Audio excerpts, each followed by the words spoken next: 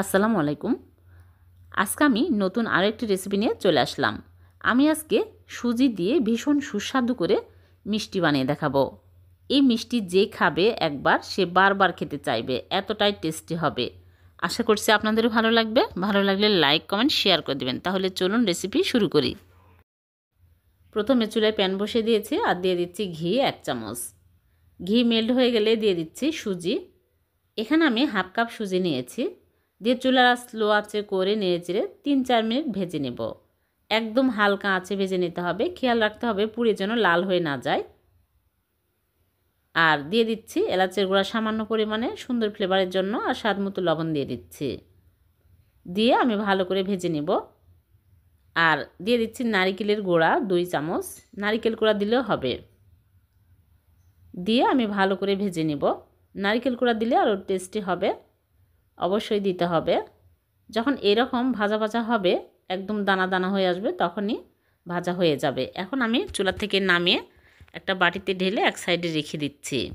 এদিকে চুলায় আবারও প্যান বসিয়ে দিয়েছি। দিয়ে দিচ্ছি পানি হাফ কাপ, খেজুরের গুড় দিয়ে দিচ্ছি হাফ কাপ। খেজুরের গুড়ের পরিবর্তে আপনারা চাইলে এখানে চিনিও দিতে পারেন, কিন্তু গুড় দিলে খেতে বেশি টেস্টি হবে। গুড় গলে যখন এইরকম আঠালো হয়ে আসবে, ভালোভাবে বলকুটে আসবে, তখন আমি এর মধ্যে ভাজা সুজিগুলো দিয়ে দিচ্ছি। সুজি দিয়ে আমি চুলার আঁচ একদম লো আঁচে করে অনবরত নেড়েচেড়ে নিব, তাছাড়া কিন্তু দলা পেকে যাবে।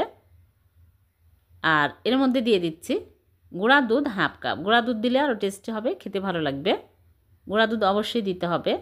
এখন আমি ভালো করে নেড়েচেড়ে একটা টাইট ডো তৈরি করে নিব। চুলার আঁচে এই সময় লো আঁচে রাখতে হবে। যখন এরকম আঠালো একটা ডো তৈরি হবে, তখন আমি চুলা থেকে নামিয়ে নিচ্ছি। চুলা থেকে নামিয়ে একটা স্টিলের প্লেট নিয়েছি, ঘি ব্রাশ করে নিয়েছি।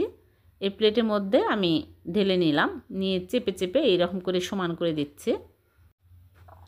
সমান করে আমি রেখে দিব আধা ঘন্টা ভালোভাবে ঠান্ডা হওয়ার জন্য। ঠান্ডা হলে ভালোভাবে সেট হবে। আধা ঘন্টা পর আমি একটা নাইফ দিয়ে মাঝখান দিয়ে এরকম করে কেটে নিচ্ছি। আপনারা যে কোনো রকমেরই করে ডিজাইন করে কেটে নিতে পারেন। এই রকম করে পিস পিস করে কেটে নিচ্ছি। এই সন্দেশগুলো খেতে কিন্তু অসম্ভব মজার হয়। আপনারা বাড়িতে একবার হলো বানিয়ে দেখবেন, খুবই টেস্টি। এত কম সময়ে এত মজার একটা সন্দেশ বানিয়ে নেওয়া যায়, না বানালে বিশ্বাসই হবে না। খুবই টেস্টি হয়, গুড় দিয়ে বানিয়ে দেখবেন। দেখুন কতটা লোভনীয় হয়েছে।